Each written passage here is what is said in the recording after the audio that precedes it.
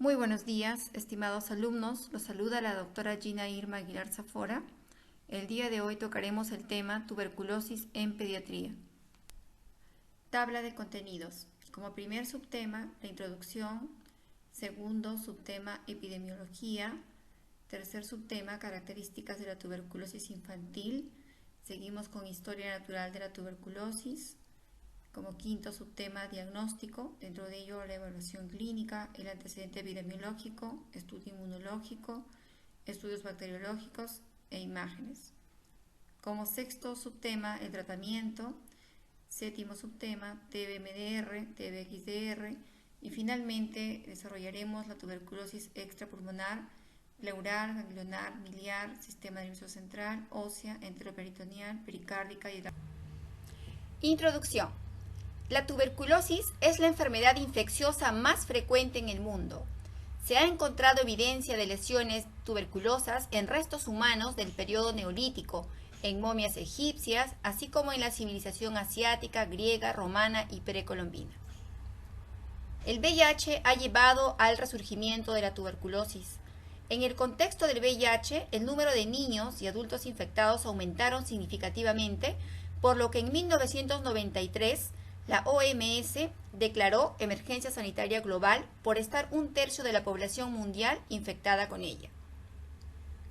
Sin embargo, gran parte de la morbimortalidad de la tuberculosis ocurre durante la infancia y la adquisición de la infección en este periodo contribuye a reservorios futuros.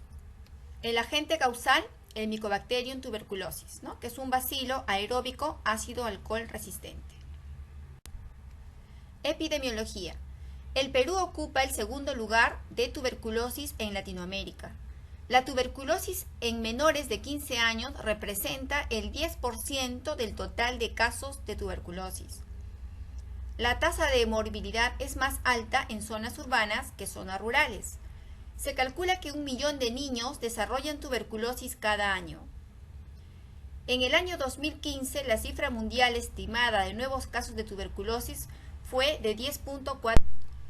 Se calcula que en promedio cada adulto con tuberculosis pulmonar activa es capaz de infectar de 8 a 15 personas antes de tener el diagnóstico.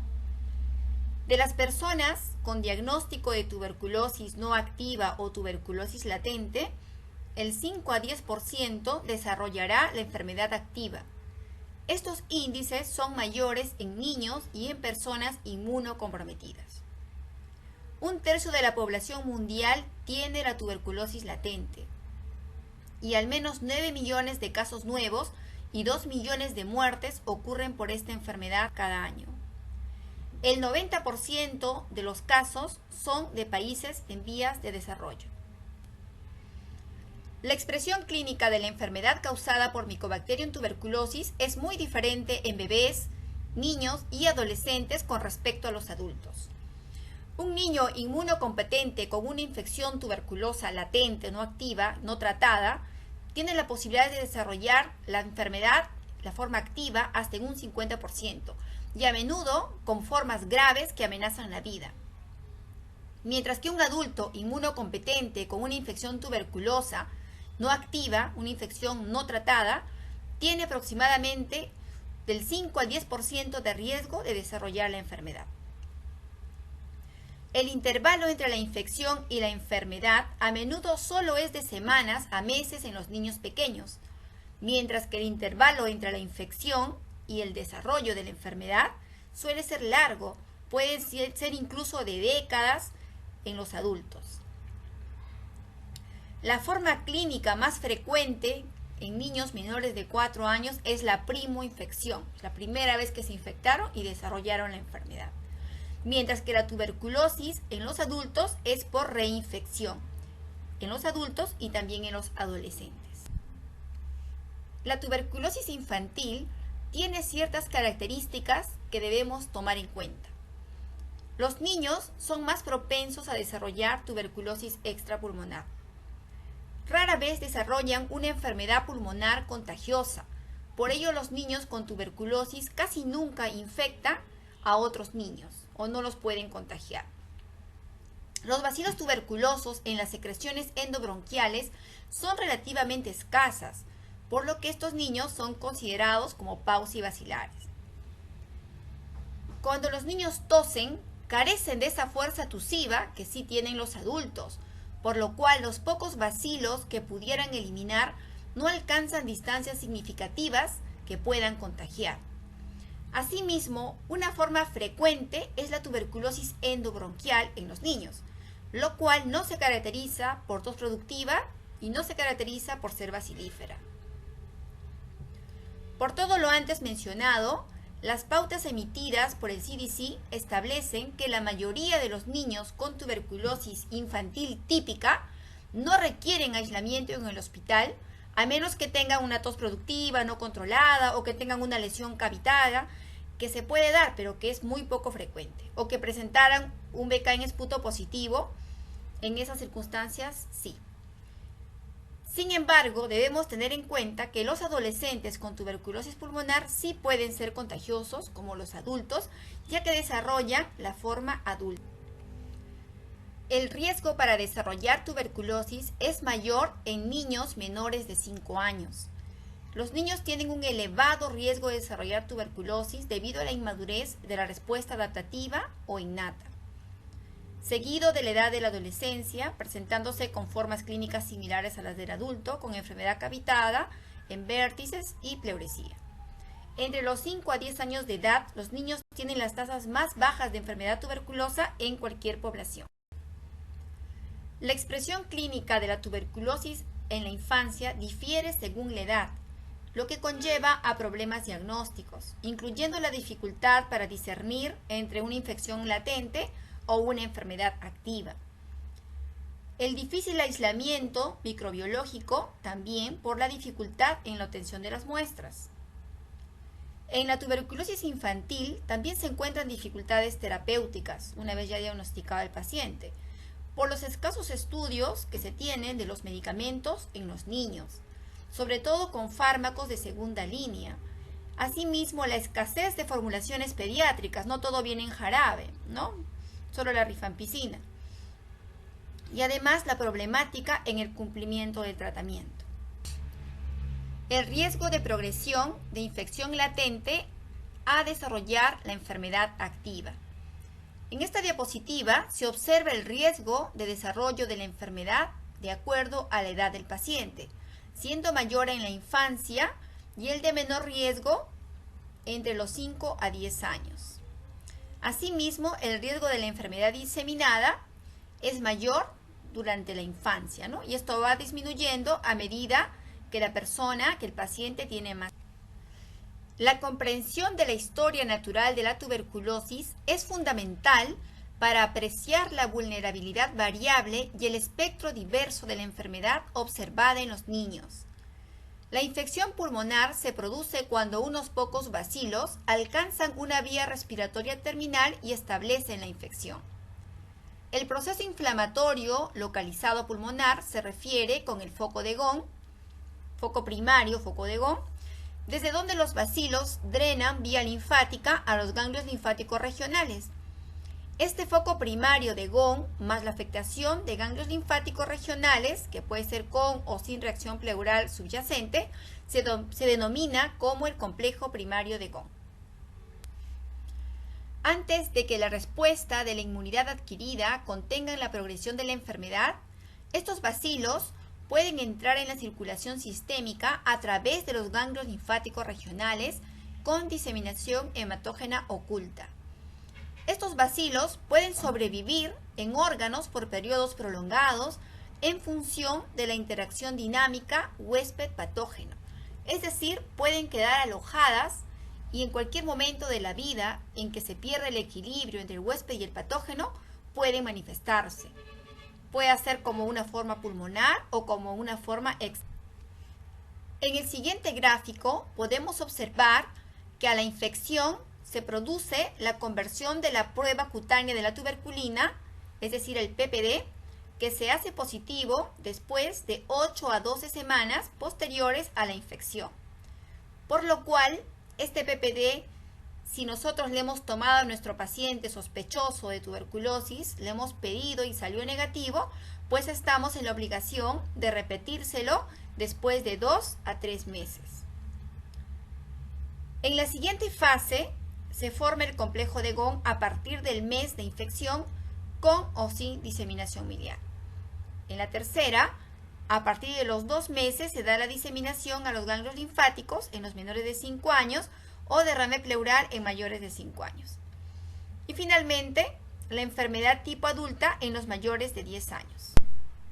En esta gráfica se observa la forma de contagio que es a través de las gotitas de flúter de la persona enferma con tuberculosis pulmonar bacilífero, es decir, cuyo resultado es BK positivo. Esta persona enferma expulsa al ambiente produciendo el contagio. Si la distancia es menor a 1 metro, pues fácilmente va a contagiar a la persona susceptible en este caso, ¿no? Se menciona que la intensidad de los bacilos emitido por la tos es el equivalente a 5 minutos de conversación. Se calcula que una gota contiene de 1 a 10 bacilos. Al producirse la infección, esta podrá quedar como latente, como dormida, por decirlo así, como una infección que en caso de niños solamente requeriría de la isoniazida como quimioprofilaxis. Esto debido a una buena respuesta inmunológica, o también podría desarrollar ya la forma activa de la tuberculosis, ¿no? Manifestándose ya a través de síntomas, tos, fiebre, etc. Y en el caso de la tuberculosis pulmonar podríamos también encontrar cambios radiológicos. Entonces, la enfermedad ocurre cuando se pierde justamente este equilibrio entre el patógeno, considerando las características del patógeno, por ejemplo, la intensidad de la carga, o sea, qué tantos bacilos te lanzan, es decir, el número de bacilos al que la persona susceptible se expone. También del grado de virulencia, la resistencia a los medicamentos, asimismo la persistencia, es decir, cuánto tiempo tienes de exposición, ¿no? Es diferente vivir con la persona enferma, donde tú tienes una exposición de 24 horas, a que solamente te expongas de repente en tu trabajo en cuestión de 2, 3 horas. Entonces, a eso se refiere la persistencia. Y el factor del huésped, en este caso, el sistema inmunitario, donde viene a tallar la inmunidad innata, que sabemos que es inmadura en los niños, sobre todo menores de 3 años. También la inmunidad adquirida y la defensa local. La infección pulmonar se produce justamente cuando estos bacilos llegan a las vías respiratorias terminales, y esto va a depender de los factores dinámicos entre el huésped y el micobacterio. Bueno, aquí mostramos un resumen del espectro de la enfermedad tuberculosa en niños. Entonces tenemos la primoinfección tuberculosa, es decir, la primera vez que la persona ha sido infectada. Esta a su vez tiene estadios. Esta primoinfección puede quedar como inactiva, es decir, la tuberculosis latente. El paciente está infectado, pero no desarrolla ningún síntoma, está inactiva. En esta etapa, a los niños se les indica quimioprofilaxis con isoniazida. El siguiente estadio es cuando ya hay una enfermedad que está activa, sin embargo, no evolutiva, o sea, no hay un compromiso pulmonar. Básicamente podemos observar el complejo primario de arranque, pero esta sí puede ya dar manifestaciones clínicas como baja de peso, pérdida de apetito, en los niños pequeños incluso fiebre. Entonces en este caso ya requiere tratamiento. Si es un paciente sensible, el esquema 1, ¿no? Dependiendo de la sensibilidad que tenga o en este caso del caso índice, ¿no? Y la otra forma es la activa evolutiva, es decir, aquella que ya no solamente se quedó a nivel de adenopatías, sino también podemos observar infiltrados en la radiografía de tórax. Es una tuberculosis activa. Estas dos últimas, la activa no evolutiva y la activa evolutiva, ambas requieren tratamiento. La activa evolutiva se puede manifestar de 3 formas. 1, una tuberculosis pulmonar, también puede haber ya extrapulmonar, y en los niños pequeños sobre todo puede haber una tuberculosis multisistémica que abarca a varios órganos. Lo otro es la tuberculosis de reinfección, es decir, cuando tú te infectas de una segunda oportunidad, que puede ser endógena, es decir, de tu mismo organismo, o puede ser exógena, que otra persona te haya vuelto a infectar. El espectro de la enfermedad varía desde una enfermedad intratorácica con el foco primario de Gaume, las enfermedades de ganglios linfáticos, efusión pleural o pericárdica, la enfermedad diseminada miliar, enfermedad tipo adulto, también en la enfermedad a nivel extratorácica como la linfadenitis cervical, la meningitis TB, otras manifestaciones de la tuberculosis. Bueno, la enfermedad tipo adulto. Esta se manifiesta en la pubertad y es la forma predominante durante la adolescencia. Es la forma como en la de los adultos, ¿no? Donde se pueden apreciar lesiones en los segmentos apicales, posterior del lóbulo superior, en el segmento apical de los lóbulos inferiores y puede estar asociada a efusión pleural. Esto parece estar asociada a una respuesta inmune excesiva.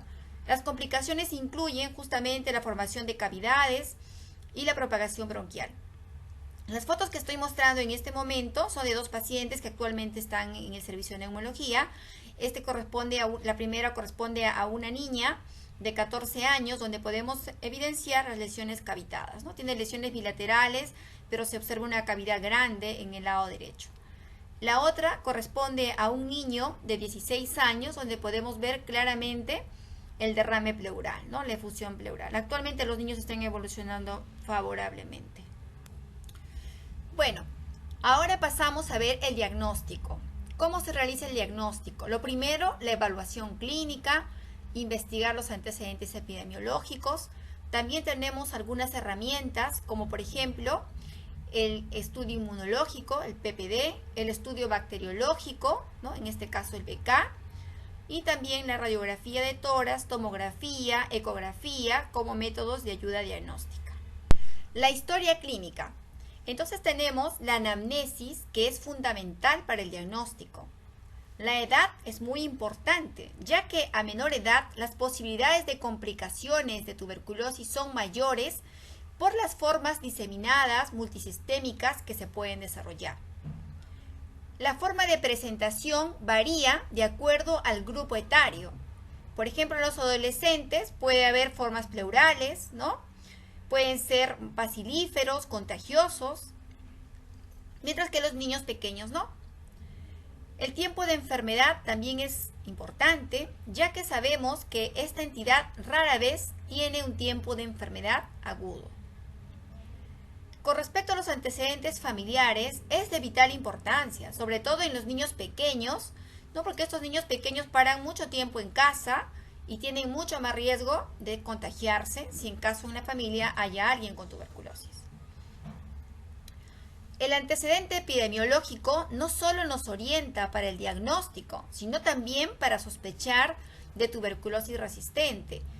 Es decir, si el caso índice, es decir, la persona enferma, que puede ser, por ejemplo, la mamá, es MDR, entonces se debe considerar a este niño también como MDR hasta que tenga su propia prueba de sensibilidad. Y el tratamiento será justamente en base a la prueba de la mamá. Con respecto a los preescolares, estos pequeñitos siempre están en casa, pero también no solamente es indagar a la familia, porque muchas veces hemos visto que, por ejemplo, tienen una nana. Entonces la nana va a casa y viene y se queda todo el día con el niño, ¿no? Entonces tú cuando preguntas por el antecedente familiar, te dicen, no, en familia no hay nadie. Pero resulta que la nana no es de la familia, pero para pues muchas horas con el niño, ¿no? Por eso estamos mencionando también antecedentes epidemiológicos. O sea, ¿quién alrededor del niño tiene también tuberculosis, así no sea de la familia, ¿no? Y en ese caso, si no vive en la casa, pues indagar cuántas horas está con el niño. Entonces hay ocasiones, hemos tenido pacientes, ¿no? Que de pronto la nana tenía tuberculosis, no vive en la casa, decía la señora, pero ¿qué? Se queda de 8 de la mañana a 8 de la noche. Entonces es un contacto muy cercano, un tiempo muy prolongado y las posibilidades de contagio pues son muy altas. Con respecto a los síntomas son variables y va a depender, además del grupo etario, también del órgano comprometido, ¿no? Por ejemplo, si tiene un compromiso pulmonar puede haber tos, fiebre, si tiene un compromiso gastrointestinal puede haber vómitos, diarreas, etcétera, ¿no? Puede ser variable. Sin embargo, la pérdida de peso o la caída de la curva de crecimiento es un signo muy frecuente que debemos tener en cuenta, sobre todo en los preescolares. Bueno, entonces debemos indagar sobre los casos de tuberculosis en la familia, ¿no? Y hacer una historia detallada de estos casos de tuberculosis, es decir, del caso índice, ¿no? Debemos de tener todos los datos de esta persona que probablemente o quien sospechamos haya contagiado al niño. Entonces debemos pedir la tarjeta de tratamiento de esta persona enferma, ya que en esa tarjeta se va a consignar la fecha del diagnóstico, el tipo de tuberculosis, si de repente es una pulmonar de K3 cruces, pues es una muy contagiosa, o de repente es una MEC-TB, por ejemplo, entonces es BK negativo, entonces es poco probable que el niño se haya contagiado, etcétera. Esos son datos muy importantes. Asimismo, la prueba de sensibilidad, porque en caso el niño empiece un tratamiento, pues va a ser en base a la prueba de sensibilidad del caso índice. También ver si esta persona enferma, el caso índice, ha cumplido con el tratamiento, y todos estos datos también están en la en la copia de tarjeta de tratamiento, para ver también qué esquema está recibiendo, si recibe un esquema sensible, si hay antecedentes de RAFA, etc. Entonces nosotros tenemos que documentar datos de la persona que ha infectado al niño, es decir, del caso índice, ¿no? Que puede ser su familia o no, finalmente.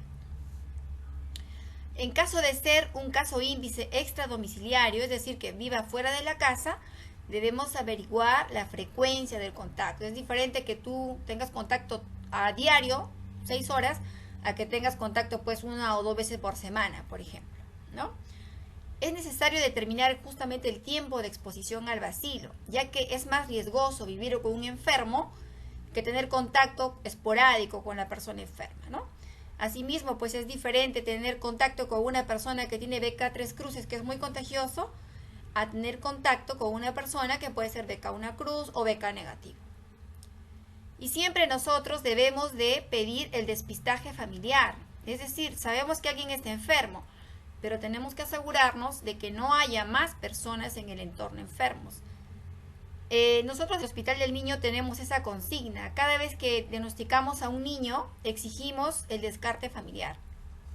Y hemos encontrado muchas veces pacientes que han sido diagnosticados en forma temprana y que apenas estaban iniciando síntomas, ¿no? Y reiterar, además, siempre recordar que la forma contagiosa es la tuberculosis pulmonar de K positivo. De ahí conlleva su importancia desde el punto de vista epidemiológico. Antecedentes personales.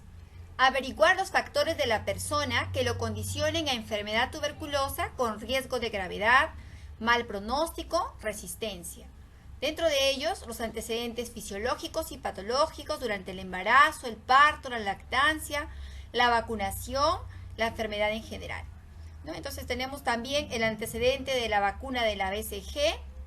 Si no, el familiar no sabe, no lo recuerda, podemos revisar el hombro derecho y ver la cicatriz de la BCG. También antecedentes de tuberculosis previa, si anteriormente también se hizo PPD, si ya era positivo el PPD o nunca se había hecho o era negativo, etcétera, ¿no?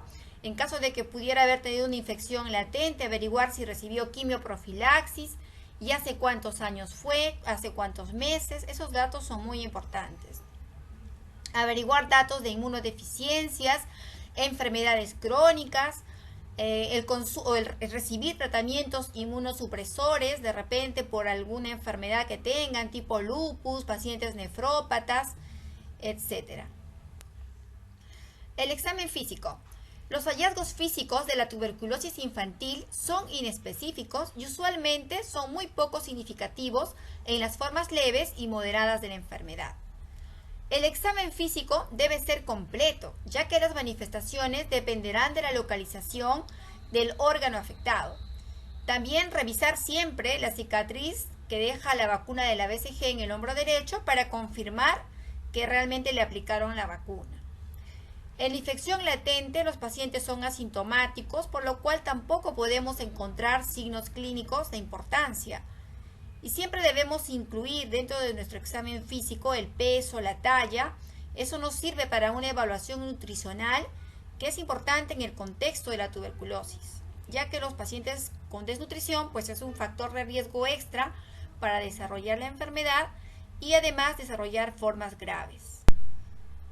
Además de la historia clínica, ¿no?, los detalles que hemos mencionado, el examen físico, también tenemos otras pruebas diagnósticas que siempre utilizamos.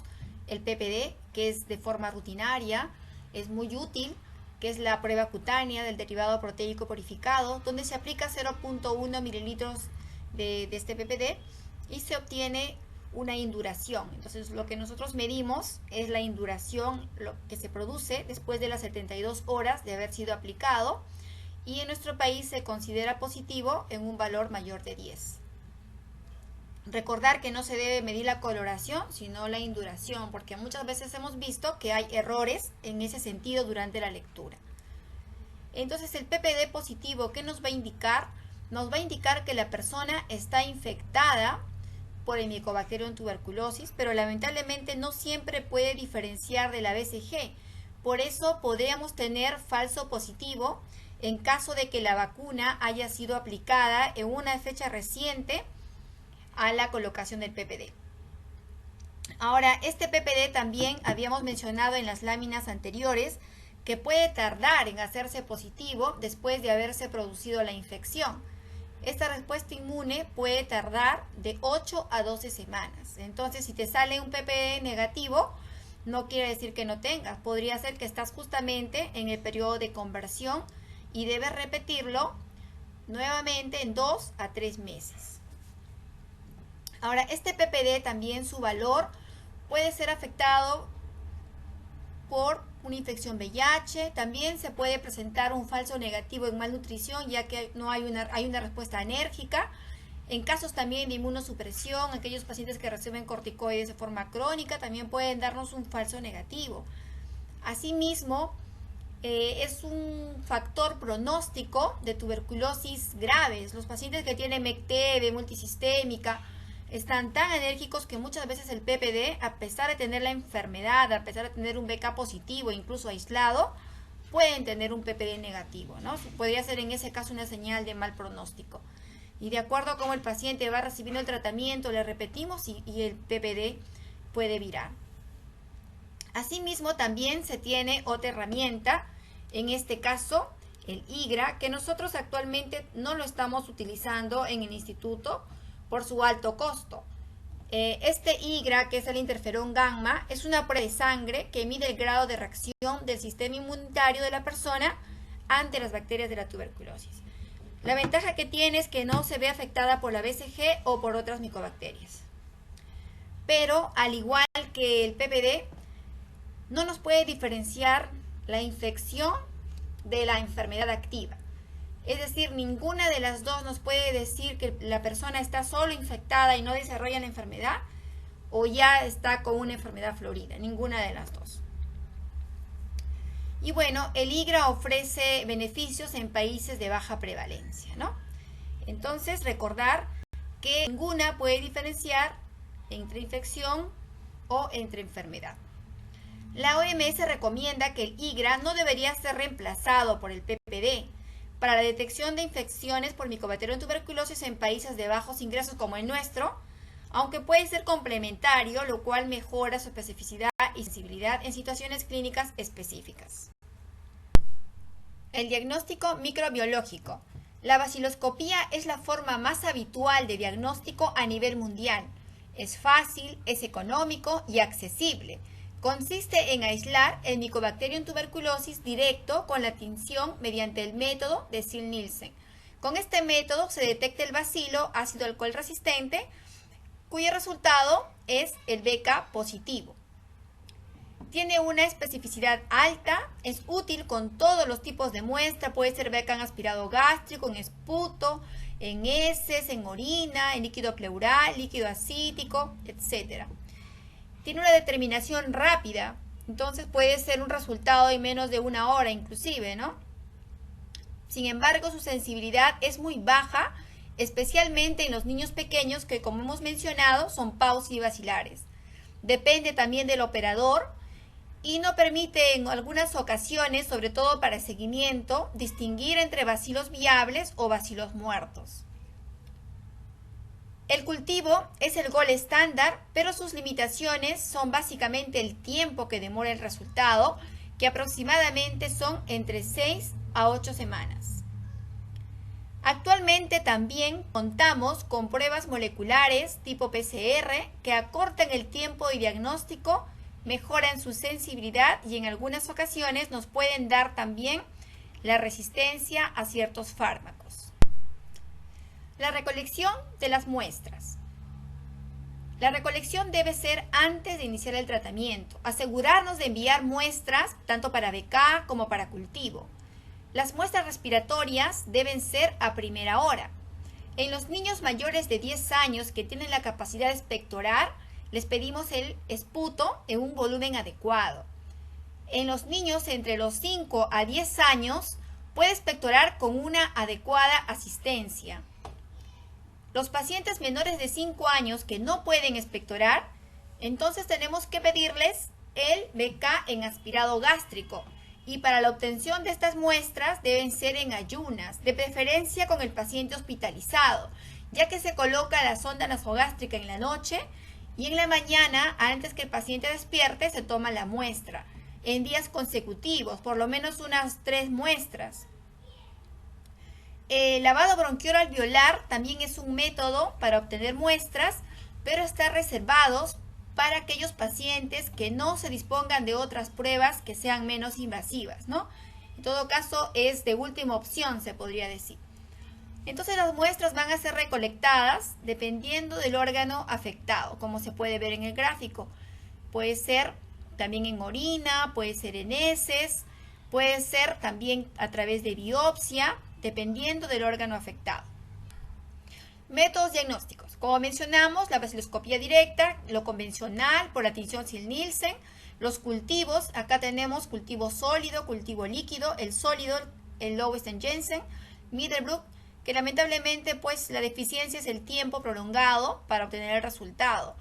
El cultivo rápido, el cultivo líquido, el BACTEC, ¿no? Podemos obtener resultados rápidos y además nos permiten tener prueba de sensibilidad de una forma oportuna. También disponemos de métodos genotípicos o moleculares, las pruebas moleculares por PCR que acortan el tiempo de diagnóstico y mejoran la sensibilidad. En el instituto contamos con el GeneXpert, ¿no? Que además de darnos el diagnóstico de tuberculosis, también nos va a dar la resistencia o sensibilidad a la rifampicina. Tiene mejores resultados en un paciente que tenga BK positivo, la sensibilidad puede llegar a 95 a 96% y su sensibilidad puede bajar en una muestra BK negativa entre 55 a 62%. El otro método que también contamos es el Genotype, que nos va a dar la resistencia a las drogas de rifampicina e isoniazida. Sin embargo, el método que disponemos requiere que la muestra sea BK positivo. Y como hemos mencionado, la mayoría de niños son BK negativo, por lo cual este examen no lo usamos cuando la muestra es negativa. Entonces tenemos que esperar a que crezca el cultivo. Si el cultivo sale positivo, a ese cultivo le aplicamos el Genotype para obtener las pruebas de sensibilidad lo más rápido posible. Las imágenes. Tenemos la radiografía de tórax, que es la más útil porque nos va a mostrar rápidamente las lesiones pulmonares. Debe ser adecuadamente tomada y leída. Pedimos siempre en niños pequeños la radiografía tanto antero-posterior como lateral para poder evaluar la parte del mediastino y el crecimiento iliar. Con respecto a la ecografía, es útil para identificar efusiones pleurales o pericárdicas. En tuberculosis enteroperitoneal, la ascitis, el compromiso de órgano sólido, asimismo las adenopatías intraabdominales, retroperitoneales, pero su debilidad es que es operador dependiente. La tomografía de tórax, que debe ser con contraste, ya que el contraste nos permite diferenciar con mayor claridad las estructuras vasculares de las adenopatías. Su uso debería ser reservado para casos intratorácicos complicados debido a su alta exposición a radiación y al alto costo. También es útil en patologías intracraneales, así como enteroperitoneales. La resonancia magnética, igual manera, útil en patología intracraneal, también en tuberculosis ósea, como el mal de Pott. Es más sensible para detectar lesiones del tronco cerebral o defectos de perfusión tempranos en pacientes con MEC. Y provee mejor evaluación de la médula espinal y los tejidos blandos. Bueno, aquí tenemos dos radiografías. La primera de un niño pequeño, donde se observan adenopatías ciliares. Acá vemos un crecimiento a nivel iliar en el lado derecho que nos indica el complejo primario. La segunda radiografía ya es un compromiso pulmonar extenso con lesiones cavitadas tipo adulto que se ve en niños más grandes. Acá vemos la radiografía de enfermedad miliar. Entonces vemos acá la característica milia en una radiografía y esta misma traducida en una tomografía donde se puede ver con mayor magnitud. Esta tomografía es de un niño de 3 años de edad con diagnóstico de tuberculosis, tiene infección primaria TB. Esta es una tomografía, como hemos mencionado, siempre debe ser con contraste. La primera es la ventana mediastínica, donde se puede evaluar el crecimiento de las adenopatías que están justamente indicando en la flechita, y podemos observar que dentro de este conglomerado de adenopatías se pueden observar calcificaciones, que también es característico de la tuberculosis. La segunda es la ventana pulmonar, que básicamente nos sirve para ver lesiones pulmonares. En este caso no se observan lesiones pulmonares, pero sí nos permite ver que este conglomerado de adenopatías está disminuyendo la luz del bronquio. Entonces es una adenopatía que está ocasionando una compresión extrínseca en los bronquios del lóbulo inferior derecho. Esta tomografía nos permite ver la tuberculosis pulmonar con síndrome del lóbulo medio. Entonces tenemos acá la tomografía en la ventana pulmonar.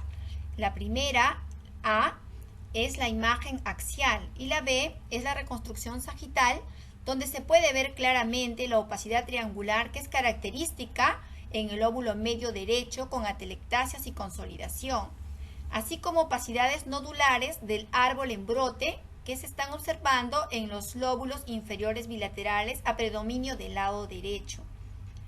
Este lóbulo medio afectado se atribuye justamente al crecimiento iliar que está provocando la atelectasia, ¿no?, que finalmente nos va a dar esta imagen. En esta tomografía observamos una tuberculosis avanzada con complicaciones. Vemos en la lámina A, ambas son ventana pulmonar. En la A podemos observar las lesiones cavitadas extensas en el lado izquierdo, asociado a un compromiso también de atelectasia, lo cual está reduciendo el volumen del pulmón izquierdo. En el lado derecho están indicando las flechitas el árbol en brote.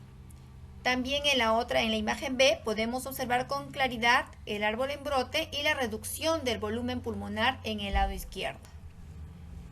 En esta tomografía, en ventana mediastinal, podemos observar claramente la efusión pleural con engrosamiento de la pleura, loculaciones. El diagnóstico se basa en el resultado del PPD positivo, el antecedente epidemiológico, el cuadro clínico y las imágenes de diagnóstico. Solo 30-40% de niños con sospecha clínica de tuberculosis pulmonar tienen un cultivo positivo. Los cultivos se pueden obtener de esputos seriados o aspirado gástrico matutino en niños pequeños. Una vez establecido el diagnóstico, pasamos al tratamiento. Se debe iniciar inmediatamente tras el diagnóstico probable o confirmado de tuberculosis, siempre asegurándonos de haber enviado todas las muestras necesarias para baciloscopía, para cultivo y pruebas moleculares disponibles. El tratamiento puede iniciarse de forma empírica, sobre todo en los niños en edad preescolar, por la dificultad para aislar el bacilo. Debido a que estos niños pequeños son paucibacilares, tienen una débil fuerza tusiva, no tienen la capacidad de expectorar, sus lesiones generalmente son cerradas, predominan las formas extrapulmonares, lo cual hace difícil el diagnóstico. La alta sospecha justifica el inicio del tratamiento, ya que un retraso en el tratamiento incrementa la morbimortalidad. Tener en cuenta que la mayoría de niños en etapa preescolar inician el tratamiento con baciloscopía negativa. Tratamiento. El esquema 1. El esquema 1 se utiliza en los casos de tuberculosis sensible, ya sea confirmada o sospechosa. Los medicamentos, la isoniazida, rifampicina, pirazinamida, etambutol, que debe ser calculada de acuerdo al peso de cada paciente, teniendo en consideración las dosis máximas. La primera fase es diaria por 2 meses y la segunda fase es 3 veces por semana por 4 meses, donde solo se mantiene la rifampicina e isoniazida. Este esquema es el esquema convencional para todas las tuberculosis sin complicaciones. Sin embargo, en los casos de tuberculosis complicada, MEC-TB, mal de Pot, tuberculosis multisistémicas, el tiempo de tratamiento puede ser modificado. Podría ser en promedio de 6 meses a 12 meses. Asimismo, el régimen, por ejemplo, en el MEC-TB o en el mal de Pot, en la segunda fase no es 3 veces por semana, sino son dosis diarias. Esta es la clasificación tradicional de los fármacos antituberculosos. En 5 grupos. El grupo 1, isoniazida, etambutol, pirazinamida, rifampicina. El grupo 2, los inyectables de segunda línea como amicacina, kanamicina, capreomicina. El grupo 3, las fluoroquinolonas, levofloxacino, moxifloxacino. Grupo 4, los orales de segunda línea, protionamida, cicloserina, PAS. El grupo 5, de eficacia poco clara, la clofazimida, amoxiclavulánico, claritromicina, linezolid y los carbapenémicos. La nueva clasificación de los fármacos para tuberculosis multidrogo resistente. Tenemos que la clasificación en grupo A, B y C. El grupo A incluye los 3 medicamentos, levofloxacina o moxifloxacina, bedaquilina y linezolid. En el grupo B, añadir al menos uno o ambos medicamentos, clofazimida, cicloserina, terigidona. El grupo C nos sirve para complementar el régimen si aún nos faltan medicamentos, ¿no? O cuando no podemos utilizar medicamentos del grupo A y del grupo B. En el grupo C está considerado etambutol, telamanid, piracinamida, imipenencilastatina o meropenem, amicacina o streptomicina, etionamida o protionamida, así como también el PAS. En esta tabla podemos ver las dosis de medicamentos empleados en el tratamiento de la tuberculosis en nuestro país. Es una tabla que nos va a ser de mucha utilidad a la hora de armar el esquema y, como mencionamos, todo tiene que ser de acuerdo al peso del paciente, el cual debe ser reajustado, debe ser modificado, al menos en el paciente hospitalizado cada semana, ya que hacemos un control semanal del peso. Acá tenemos la continuación de la tabla donde mencionamos las dosis, que siempre debemos tener presente a la hora de armar nuestro esquema de tratamiento. Tuberculosis multidrogo resistente y tuberculosis extremadamente resistente. La tuberculosis multidrogo resistente es una creciente amenaza de salud mundial. Esta enfermedad es causada por las cepas de Mycobacterium tuberculosis con resistencia in vitro a isoniazida y rifampicina. La definición de tuberculosis XDR es la enfermedad causada por estas cepas con resistencia in vitro tanto a la rifampicina e isoniazida y además resistente a quinolonas e inyectables como los aminoglucósidos. Se estima que hay más de 5 millones de personas infectadas y enfermas con tuberculosis resistente a los medicamentos en todo el mundo. Tenemos el siguiente flujograma de decisiones terapéuticas. Tenemos al paciente con tuberculosis pulmonar nueva o antes tratada. Si tiene frotis positivo, podemos realizar las pruebas moleculares para obtener el patrón de resistencia. Si es frotis negativo, podemos utilizar medios de cultivo como el MODS y poder tener el patrón de resistencia. Una vez que tengamos, clasificamos. Si es sensible tanto a rifampicina como a isoniazida, le corresponde el esquema 1 con las 4 drogas y con un tiempo de duración total de 6 meses. Si es resistente a isoniazida, pero es sensible a rifampicina, entonces a este esquema reemplazamos la isoniazida por la levofloxacina y el tratamiento se prolonga a 9 meses. Si tenemos que el paciente es sensible a isoniazida y resistente a rifampicina o es resistente a ambas drogas, en ambas situaciones se va a armar el siguiente esquema, donde incluimos etambutol, piracinamida, levofloxacina, kanamicina, etionamida y cicloserina. Ese tratamiento va a variar de 18 a 24 meses. En el año 2018, la OMS actualizó las recomendaciones de este tratamiento, es decir, que aquel que es resistente a rifampicina y sensible a isoniazida se trata igual que aquel que es resistente tanto a la rifampicina como a la isoniazida. Debemos considerar que los niños con TB-MDR deben manejarse de acuerdo a los mismos principios de la terapia de adultos. Con respecto a los esquemas, el esquema estandarizado se establece en aquel paciente con factores de riesgo para TB-MDR y en quien por la severidad de su estado no se puede esperar el resultado de la prueba de sensibilidad rápida o convencional para iniciar el tratamiento. Entonces, ¿qué hacemos? Como no podemos esperar, pues ya armamos un esquema estandarizado, ¿no? Que tiene dos fases. La primera fase de 6 a 8 meses con etambutol, piracinamida, levo, kanamicina, etionamida, cicloserina diario. Y una segunda fase que dura de 12 a 16 meses, donde básicamente se quita el inyectable. Entonces se mantiene etambutol, piracinamida, levo, etionamida y cicloserina. Y también se da de forma diaria. El esquema empírico, en cambio, se da a pacientes que tienen diagnóstico de tuberculosis resistente según una prueba de sensibilidad rápida. Aquel paciente que tiene diagnóstico de tuberculosis resistente, pero que todavía le falta las pruebas de segunda línea. Solamente tiene su patrón de sensibilidad de drogas de primera línea. Por eso se dice empírico, porque no está completo todavía.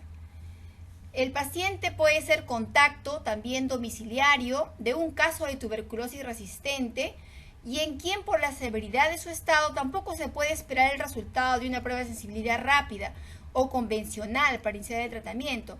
Entonces, como ya conocemos el patrón de sensibilidad de la persona que lo ha contagiado, pues establecemos el tratamiento en base a esa prueba de sensibilidad.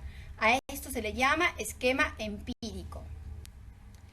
El esquema individualizado se da a pacientes con diagnóstico de tuberculosis resistente que tienen resultado de prueba de sensibilidad convencional tanto para medicamentos de primera y de segunda línea.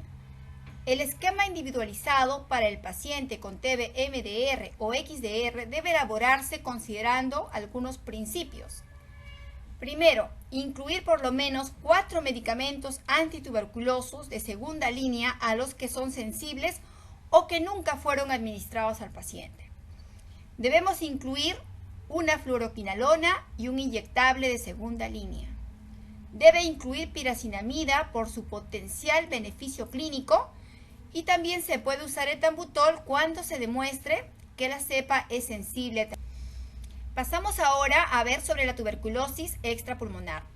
La tuberculosis extrapulmonar se presenta en un 15 a 25% de todos los casos de tuberculosis. La linfadenitis es la manifestación extrapulmonar más común en los...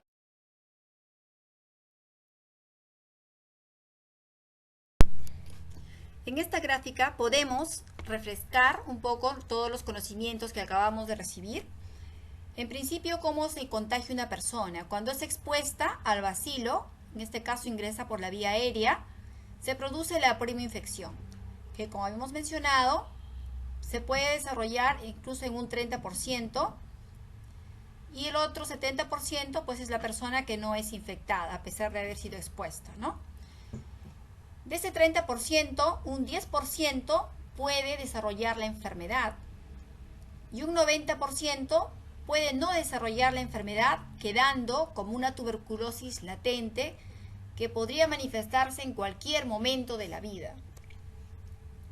En esta persona que ya desarrolló la enfermedad primaria, va a depender de las condiciones de inmunosupresión, de malnutrición, en este caso, por ejemplo, el niño pequeño, que sus defensas aún están en formación, en desarrollo, va a depender del estado de vacunación que tenga, de sus factores genéticos, socioeconómicos, ¿no? Entonces, todo eso va a determinar la progresión de esta enfermedad, sobre todo en los niños pequeños, que se puede desarrollar diseminaciones linfáticas y hemáticas, a través de lo cual llega el Mycobacterium a diferentes órganos, manifestándose como tuberculosis extrapulmonar, que puede ser a nivel del sistema nervioso central, a nivel gastrointestinal, renal, óseo, como se muestra en la figura.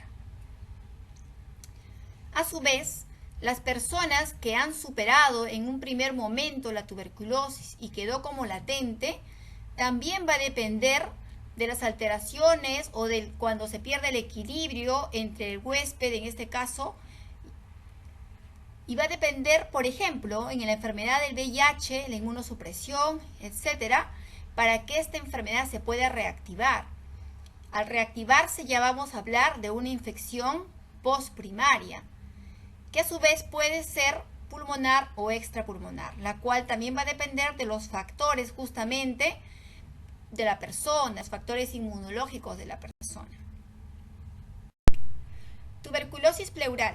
Es más común en niños mayores de 10 años. La mayoría de estos pacientes tienen PPD positivo, es decir, un valor mayor de 10 milímetros. Dentro de los signos y síntomas se encuentra con frecuencia el dolor torácico persistente que aumenta con la inspiración profunda.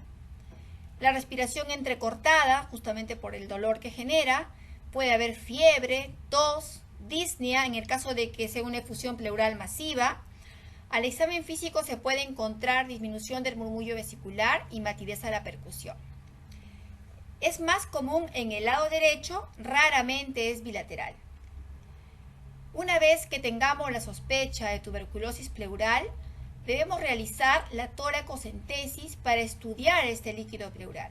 Le realizamos el estudio citoquímico, donde obtenemos información. La información característica o sugerente de tuberculosis pleural es encontrar un líquido exudado con predominio de mononucleares, en un 80-90% en la mayoría de casos. Usualmente no se consigna consumo de glucosa. Otro valor que también nos ayuda es el ADA elevado, considerado positivo cuando es más de 40. Es poco probable que encontremos un BK directo en el líquido pleural. Sin embargo, sí se puede encontrar en los empiemas tuberculosos. Debemos mandar el BK directo así mismo como el cultivo y en caso de disponer otras pruebas moleculares, como por ejemplo el GeneXpert, que también es de gran utilidad para diagnóstico y para además darnos la información de resistencia a rifampicina. La biopsia pleural es un método invasivo, pero sensible hasta en un 80%. No se recomienda en niños, es más sensible que el cultivo. En la anatomía patológica podemos encontrar como hallazgo granulomas con tejido de necrosis caseosa que a la tinción de Sil-Nielsen pueden ser positivo, lo cual haría el diagnóstico. El BATS para la biopsia pleural está indicado si ya se llevaron a cabo biopsias pleurales y no son concluyentes o cuando se sospeche de otras entidades como linfoma. Para el diagnóstico de la tuberculosis pleural es muy importante la radiografía de tórax, que nos va a evidenciar el velamiento de los campos pulmonares. Como mencionamos, suele ser unilateral, sin embargo, también se pueden encontrar casos bilaterales. Se pueden observar además en la radiografía calcificaciones pleurales o el engrosamiento pleural, lo cual nos sugiere una enfermedad crónica compatible con tuberculosis. Asimismo, podemos encontrar hallazgos parenquimales asociados en un 20-67% de los casos. Es decir, además de una efusión pleural, podemos observar cavitaciones, nódulos, consolidaciones, los cuales, pues si vemos acá una cavidad, por ejemplo, en el lóbulo superior derecho más esta efusión pleural, ya nuestra sospecha pues es altísima para tuberculosis.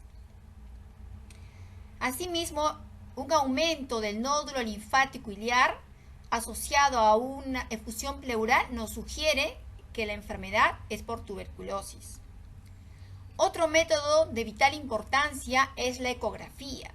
La ecografía nos va a permitir cuantificar el volumen, nos va a permitir ver las bandas fibrinosas, es decir, en qué proceso de organización se encuentra, si hay tabiques, si está enquistada. Asimismo, también nos va a corroborar el engrosamiento pleural, sobre todo para el seguimiento, ¿no? Vemos pacientes que tienen TBC pleural y de pronto ya están de alta y aún persiste una radiopacidad. En ese caso nosotros pedimos la ecografía para que nos diga si esa radiopacidad es solo una pleura gruesa como secuela de la TB pleural o es todavía un líquido pleural que no ha terminado de mejorar. Otro método de imagen importante es la tomografía. Como mencionamos, es necesaria que sea con contraste. Esta ayuda en el diagnóstico de TBC pulmonar, sobre todo aquellas que tienen adenopatías mediastinales, con áreas de necrosis, también en problemas de TB pleural complicadas como el empiema, que tal vez pudieran requerir incluso un tratamiento quirúrgico a futuro. Una vez establecido el diagnóstico de TBC pleural, debemos iniciar el tratamiento lo antes posible. Es difícil poder encontrar, como mencioné, el BK positivo, por lo cual la prueba de sensibilidad pudiera demorar. Sin embargo, si tenemos un caso índice, es decir, un contacto cercano, nos podemos basar en ello. De lo contrario, si no existe riesgo de resistencia, empezamos con el esquema 1 convencional. Dentro del tratamiento también se puede considerar la toracocentesis terapéutica si el paciente presenta un gran derrame pleural que le genera disnea, que le genera sensación de falta de aire, incluso de saturación. También existen estudios que hablan del drenaje y la instilación de fibrinolíticos con buena respuesta. En el Hospital del Niño nosotros hemos tenido también esta experiencia de empiemas TB donde hemos utilizado fibrinolíticos con buena respuesta, con pacientes que posterior al alta han quedado sin ninguna secuela y su resolución radiológica clínica ha sido mucho más rápida que aquellos en los que no se había utilizado. Nosotros también usamos corticoides en derrames masivos, lo cual nos permite justamente una resolución más temprana y evitar las complicaciones de la paquipleura. En general, la tuberculosis pleural tiene un pronóstico bueno, donde hay una reabsorción total de líquido entre 2 a 4 meses. Sin embargo, en algunas situaciones puede quedar un engrosamiento pleural residual. La tuberculosis ganglionar es la forma más común de tuberculosis extrapulmonar. Suele representar hasta el 40% de las tuberculosis extrapulmonares, sobre todo en niños pequeños.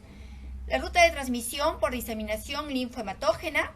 Estos ganglios pueden ser a nivel cervical anterior, seguido de triángulo posterior, submaxilares, supraclaviculares. Los ganglios por tuberculosis suelen medir entre 2 a 4 centímetros, son ganglios grandes. Puede haber piel violácea decolorada en su superficie, inicialmente de consistencia dura, no fluctuante, no dolorosa o eritematosa, pero tras la calcificación pueden supurar, drenar espontáneamente, necrosarse, la llamada escrófula. Síntomas sistémicos en el 50% de los niños. Asimismo, se puede encontrar radiografías anormales asociadas en el 33% de pacientes. La exéresis de los nódulos no es curativa, pero ayuda para el diagnóstico. Muchas veces solicitamos la biopsia ganglionar para poder diagnosticar la tuberculosis y además descartar otras patologías tipo neoplasias. La mayoría responde al tratamiento clásico de los 6 meses del esquema 1. Estos ganglios pueden presentarse también a nivel mediastínico, tráqueo-bronquial, que son las formas más comunes en los niños pequeños. Tenemos acá la primera foto de una niña con TBC ganglionar, donde se puede ver la elevación del ganglio. En la segunda vemos ya un niño mucho más pequeño, donde se evidencia la complicación de la tuberculosis ganglionar, que está drenando al exterior la escrófula. En el diagnóstico es fundamental el estudio bacteriológico, citológico e histológico del material de punción o de la biopsia. Entonces, si encontramos ya una escrófula, es decir, encontramos un drenaje al exterior, entonces podemos pedir un BK directo y un cultivo. En muchas ocasiones hemos encontrado el diagnóstico sin necesidad de hacer una biopsia. En algunas otras circunstancias sí necesitamos biopsia, por lo cual debemos asegurarnos de partir la muestra en dos. Una muestra que se manda a anatomía patológica en formol y otra muestra que debemos conservarla en cloruro de sodio o solución fisiológica para enviarla al laboratorio que se realice el BK y el cultivo. También tenemos los criterios clínicos para el diagnóstico epidemiológico, el PPD, como mencionamos. Con respecto al tratamiento, de igual manera, va a depender de la sensibilidad del caso índice. La tuberculosis miliar afecta a niños pequeños menores de 2 años, donde la manifestación principal es la fiebre, signos de distrés respiratorio. Asimismo, también puede haber historia de tos. El comienzo es insidioso, aunque en el intervalo de unas semanas, la mitad de los casos presentan hepatoesplenomegalia, linfadenopatías generalizadas, asociada a tuberculosis multisistémica.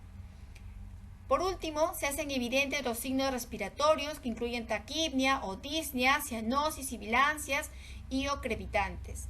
La TBC miliar es una forma grave de presentación de la tuberculosis que requiere el inicio de tratamiento temprano. Entre el 30 y 50% de los niños con tuberculosis miliar también tienen meningitis. Por ello, cuando encontramos un niño con TB miliar, debemos realizar una cuidadosa exploración neurológica y una punción lumbar en los menores de 24 meses o ante la mínima sospecha clínica. Acá tenemos imagen de la tuberculosis miliar en una radiografía y en una tomografía. Vemos que la apariencia radiológica clásica de la tuberculosis miliar consiste en pequeñas opacidades nodulares de 2 a 3 milímetros distribuidas de forma difusa y uniforme en ambos pulmones, con un ligero predominio en los lóbulos inferiores. La TEM de alta resolución es más sensible que la radiografía para la detección de tuberculosis miliar. Los hallazgos que encontramos consisten en pequeños nódulos de 1 a 2 milímetros de distribución perivascular y periseptal. El engrosamiento nodular de los septos interlobulares puede dar una apariencia arrosariada similar a la de la linfangitis carcinomatosa. El compromiso de la tuberculosis a nivel del sistema nervioso central ocurre en menos del 2% de todos los casos de tuberculosis. 50% son en menores de 2 años. Las formas más graves son en los niños más pequeños. Puede estar asociado a la TB miliar, como mencionamos hace un momento. En pacientes en vías de desarrollo constituye una causa importante de MEC subaguda y de masa del sistema nervioso central provocado por los tuberculomas. Existen 3 periodos. La primera, donde hay síntomas inespecíficos asociados a cefalea. La segunda, ya compromiso de nervios craneales, evidencia de inflamación meningia. La tercera, el estado mental muy alterado por la hipertensión endocraniana, la vasculitis. Se puede observar en las imágenes hidrocefalia y realce basilar, lesiones vasculares en los ganglios basales y mesencéfalo, y se debe considerar en los casos de stroke en niños.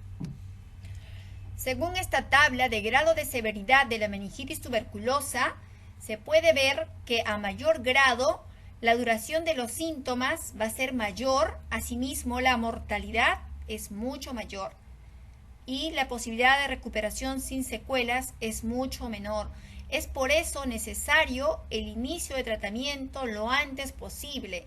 Ante la sospecha es suficiente para iniciar el tratamiento, así no hayamos aislado al Mycobacterium tuberculoso.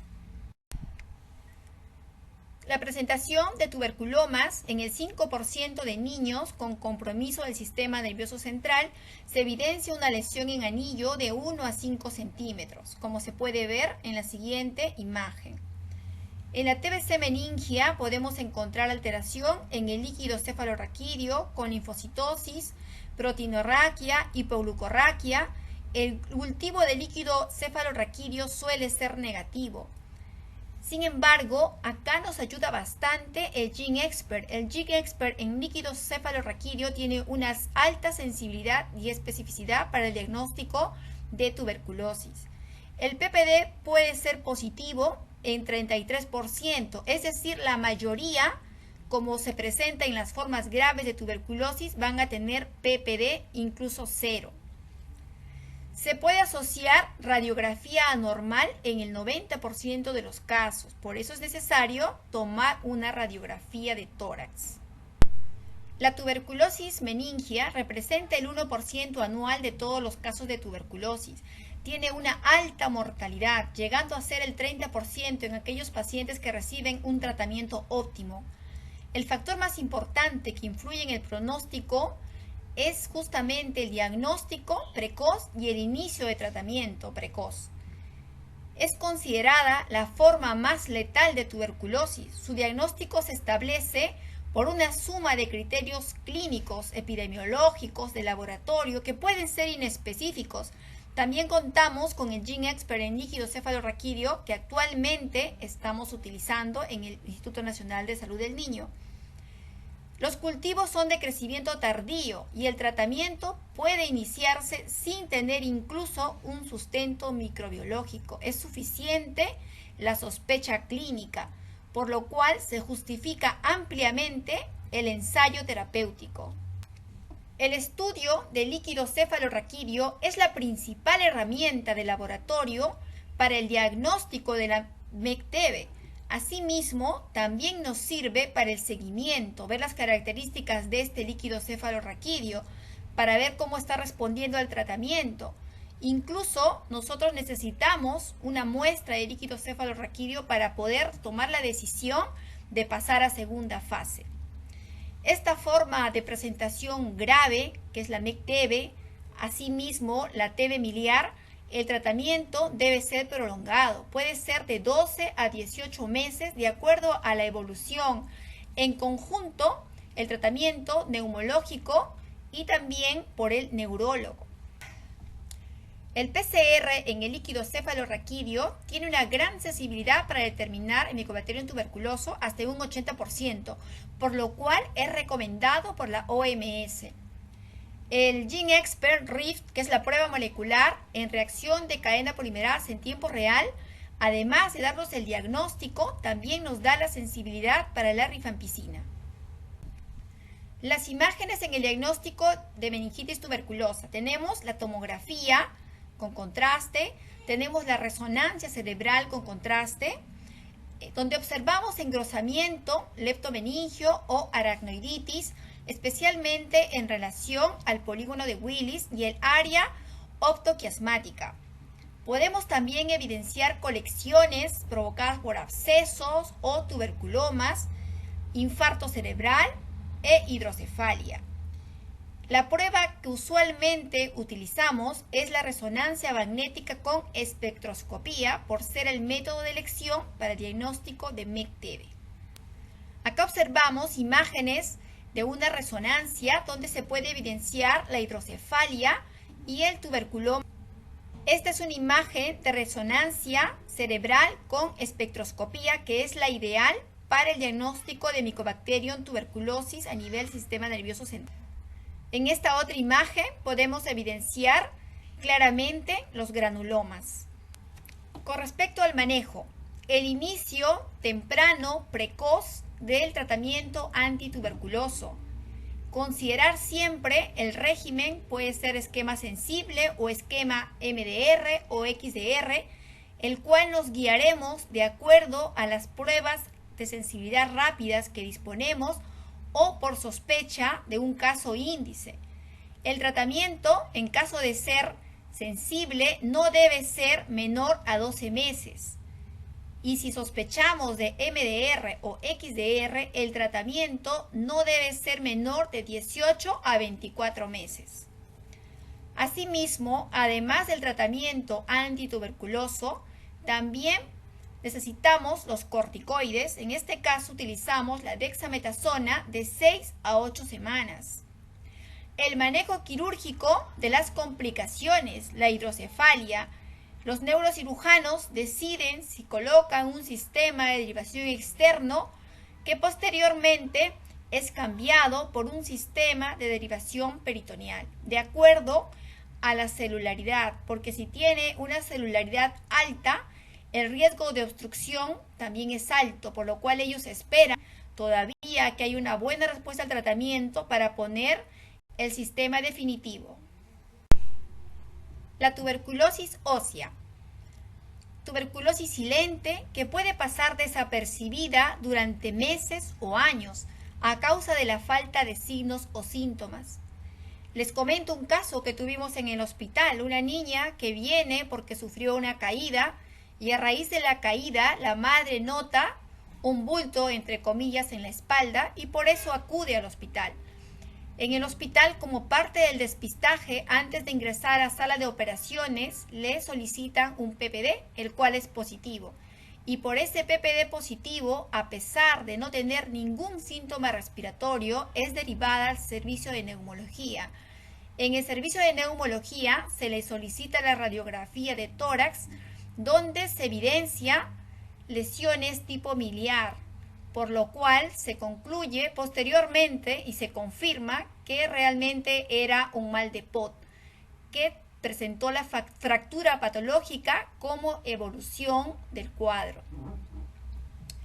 Esta tuberculosis ósea puede afectar a huesos y articulaciones, habitualmente los de mayor sobrecarga, como vértebras en un 50%, caderas en un 15% y rodillas en 15%. La vía hemática es por lo general la responsable del anidamiento de este Mycobacterium tuberculosis en el tejido óseo, como habíamos mencionado en láminas anteriores. En los niños mayores, 10 años después de la infección inicial, se puede presentar, también en inmunocompetentes, evidenciando lesiones solitarias en esqueleto axial. Asimismo, en inmunosuprimidos, en aquellos que tienen lesiones múltiples, con signos sistémicos y predominan los signos locales.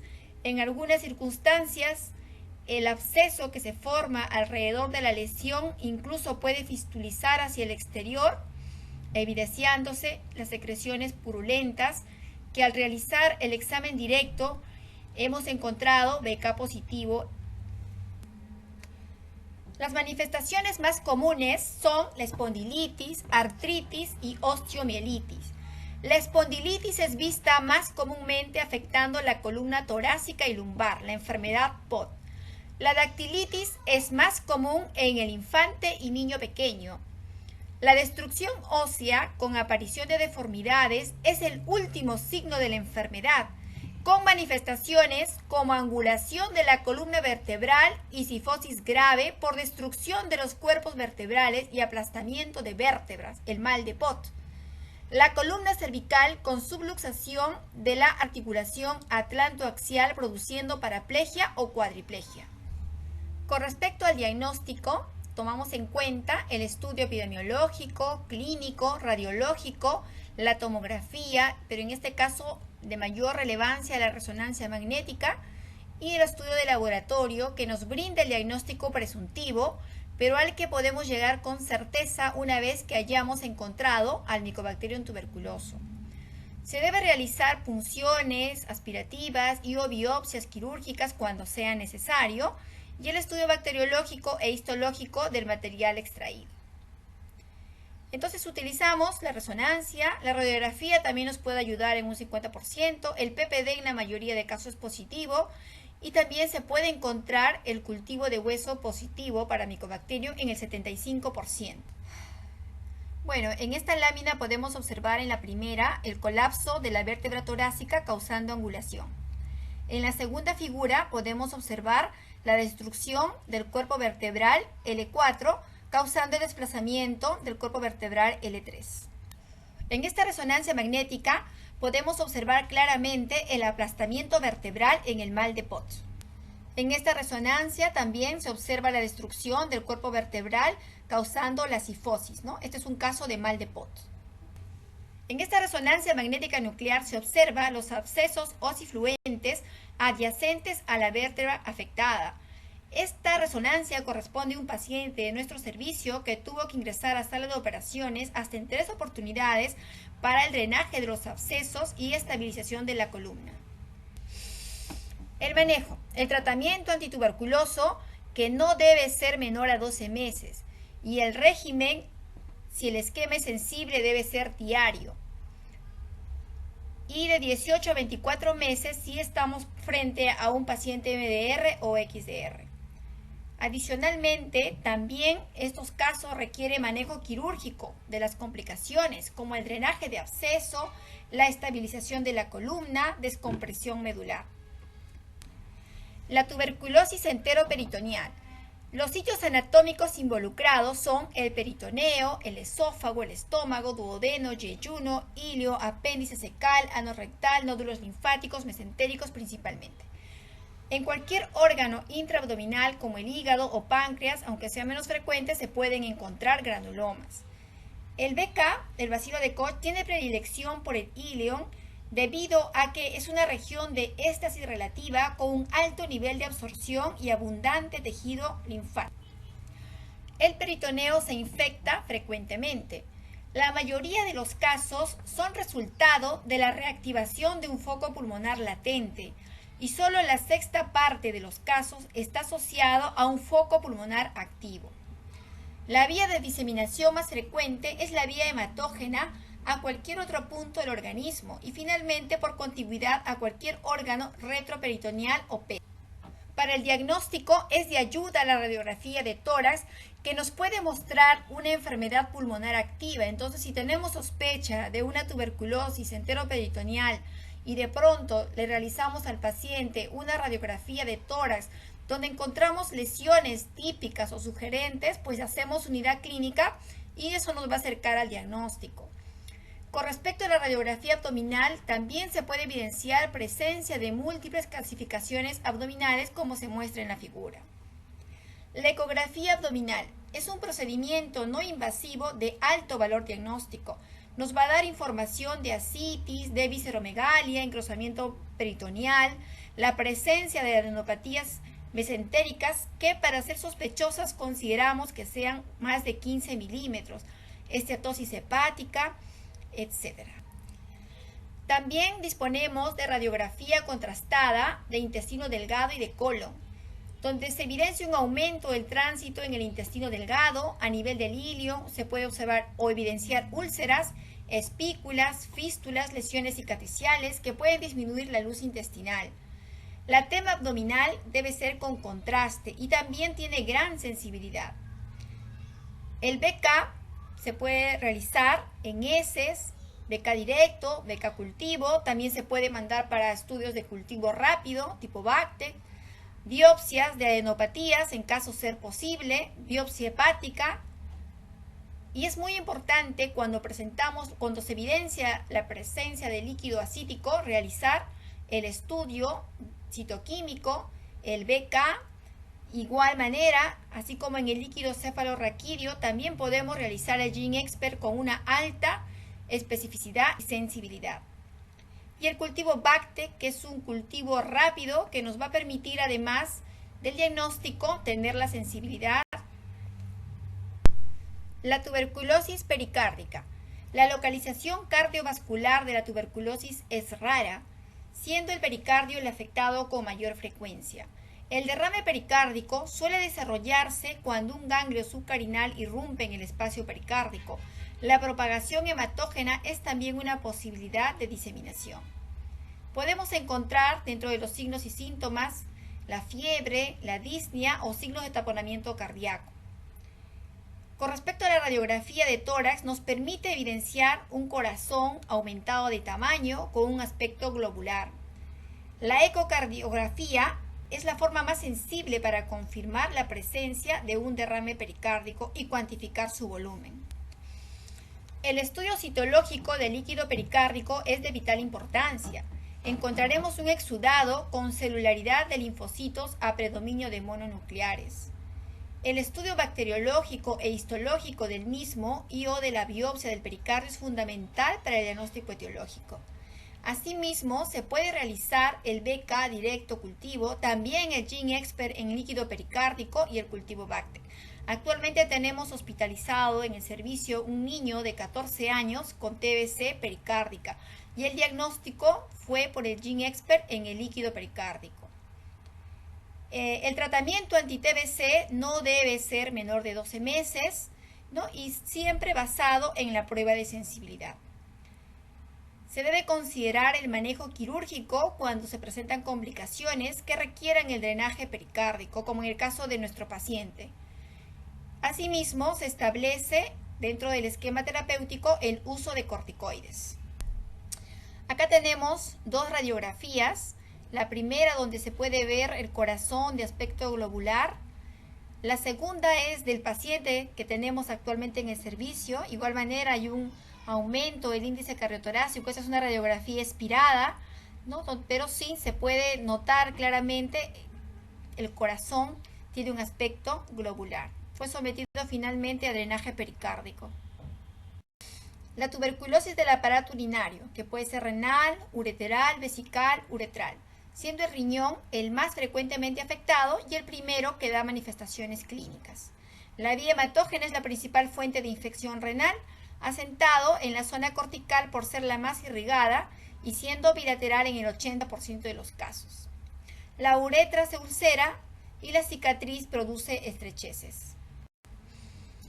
El diagnóstico se establece a través de la urografía excretora, que siempre es precedida por una placa simple que orientará el diagnóstico. La tuberculosis es la única afección que se manifiesta por una disminución del calibre concéntrico y simétrico de los cálices, dando la imagen en hoja de trébol. Se puede observar la destrucción renal con la formación de pseudoquistes o cavernas de riñón o un riñón excluido. En este caso es de vital importancia también la tomografía renal y de vías urinarias. Los exámenes de laboratorio. El examen de orina, que orienta con gran presunción el análisis de orina patológico, con una orina ácida, con leucocituria, piuria, abacteriana, proteinuria y micro o macrohematuria no constante.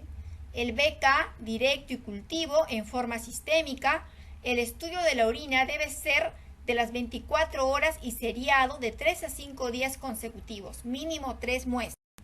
Es importante mencionar a la enfermedad congénita, que se da en los hijos de madres con tuberculosis endometrial o diseminada. Los síntomas constitucionales son disnea y falla del desarrollo en los primeros 3 meses. Dentro de los hallazgos encontramos hepatomegalia, distrés respiratorio y linfoadenopatía periférica. El PPD raramente es positivo, la radiografía de tórax es anormal en la mayoría y el aspirado gástrico y traqueal y la biopsia hepática suelen ser fuentes de información. Entonces acá le dejo algunas referencias bibliográficas importantes en tuberculosis. Gracias por su atención.